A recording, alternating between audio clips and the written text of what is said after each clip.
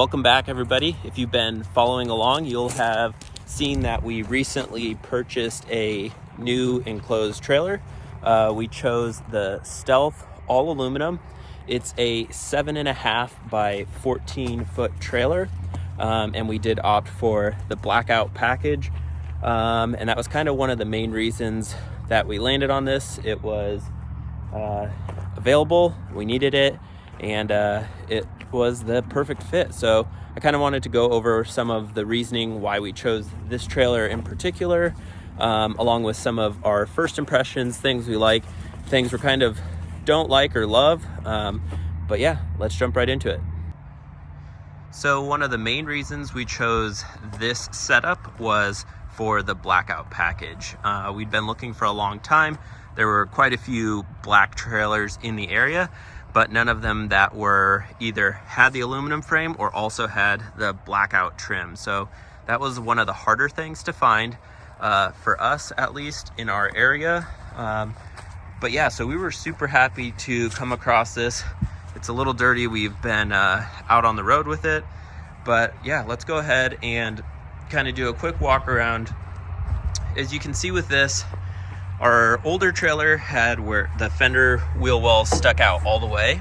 This one, because it is the 7.5, you're getting a little bit poking out on the inside and the outside, but that gives you a little bit more interior room. This one also has the 0.03 seamless sides, so those are nice because you don't have any of the screws, and it is a good look. It also came pre-installed with the vent system, so you have the one in the rear, and then up there you can see the one on the leading edge. So as you're driving, you are getting some air movement through the trailer. Definitely gonna have to go through to finish out the Blackout package and remove those. Didn't want to scratch it or anything while it's still pretty cold out, so we'll go ahead and remove those. A few of the smaller details that maybe a lot of people wouldn't notice or care about, but you can see when some of these decals are cut that they're actually trimming them, and sometimes if you're not careful, you end up getting the paint on those inner panels. So with anything in trailers like this, you're gonna kind of want to see like little stuff like that, but it's a trailer. We're going to use it for work. We want to be able to fit our motorcycles and our snowmobile. Sled was too long for the current trailer, so this upgrade was necessary if we wanted to go anywhere but home. This is the tandem axle, so this will give us a lot more carrying capacity. One thing when shopping around for trailers is it's hard to sometimes justify the little bit of extra spend when you can get a 12-foot trailer that is on a single axle. But the thing that I've noticed with our 10-foot trailer was you can fill those up really fast. And so depending on your rating per axle, you're going to want to have that extra space for something that's either bulkier, or that way that you don't have everything just jammed together and you can actually function around all of it. And that was one of our reasons for going with a little bit bigger. We also gain the extra space with the V-nose, which is nice. The interior, the Pace trailer that we previously had, that's about 15 years old. It was a steel frame, and we're originally from Arizona, so rust and all of that was never an issue for us, and that trailer would probably still be in perfect condition. But when we moved up here to the East Coast and in the Salt, that was why the aluminum frame became that much more important to us. Easy to keep clean, won't corrode, and so we actually, on our smaller trailer, the floor was plywood, which was nice. It was really well built, but the metal underneath slowly started to rot, so we're gonna have to bring that up to kind of cinch that all in. And yeah, I mean, with it being 2023 right now, lumber prices now are kind of a little bit different than probably when this trailer itself was manufactured. So you have the OSB on the walls. I would have preferred a plywood side, but we do want to finish the interior. not like a living quarters, but paint it, make it look good, and probably do some type of epoxy floor just to keep up with the durability and usability of this.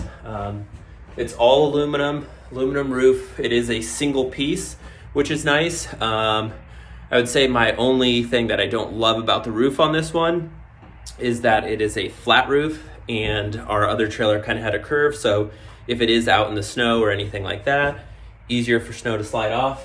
It is pre-set up if you did want to add in an attic fan, which would be good, but I would currently just prefer to cut less holes in this and leave it as is unless it becomes an issue. But yeah, we were super stoked to get this. It fits all of our toys a lot better, and you can barely tell it's behind the truck. So going from the outside and kind of working our way to the back, you've got all the hardware. Very nice LED lights for the marker lights, and then it also has up here a loading light, which is nice. One thing that I didn't understand, and obviously I know paint and stuff is going to get scratched, but these parts of the lever are a nice gloss black, which in my opinion is easier to keep clean and wash. And then the vertical piping is like a matte finish. So probably going to end up taking those off at some point and painting those with a gloss black. I think they're going to be more durable that way and look better.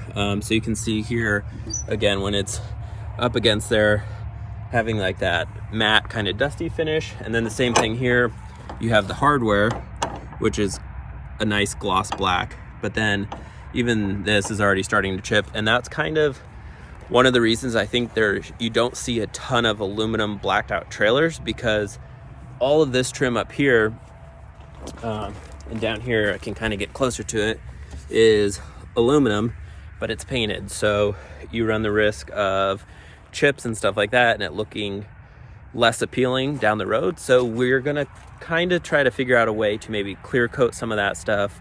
It'll give it a little bit of a gloss finish, but also protect it. This door here, it has the slam latch and this security bar for running down the highway, which is nice, so you can open and close from the inside. But again, it's kind of the whole last few years with building quality and stuff like that. The one thing we did notice, these screws on the bottom of the door right here were getting caught when you close the door. So small things like that we're fully capable of fixing. But when you get a brand new trailer, you'd like some of those things to be kind of thought after. It does have the additional flip down ramp to make loading easier, and it also comes with the 4 D-rings on the floor, and we might decide to add some tracking. This current unit is set up with a 24-inch on center for the roof, and let's see if you can see behind here, but the walls are 16 on center, and those are aluminum as well. So, you know, there's a lot of different reasons why you would choose a steel trailer or an aluminum trailer. If weather and kind of the area you are operating in is free from salt and all of that type of stuff, I would say definitely go with a trailer based on your needs. I don't see a huge difference between the two. Aluminum is technically lighter than steel, but with steel it is a little bit stronger, so you're going to need more aluminum to be at those same things, or at least in a roundabout way. It's not always a huge thing about weight, it's more about strength and kind of durability. But we've been super happy with this. We've probably had it here for now about 3 months, and it's worked great. Happy that we were able to do the seamless, but also when you do that, you want to make sure that they are using a thicker aluminum siding. And so this is a 0.03, and I know that there are manufacturers that do much thinner, which you can definitely see a lot more waves in the side. And then there's ones that do thicker that are more of like a high-end car hauler kind of thing. But for our needs, this works out great. And we're excited to kind of build out the interior.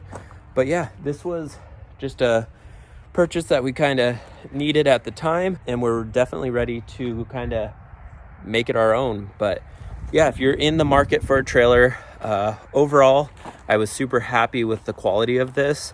I think with anything that's kind of commercially produced, it's up to you, but I would definitely look at them first. Another good trailer to recommend would probably be the ATC if you are looking for something maybe a little bit higher finished, and also the things kind of that affect price.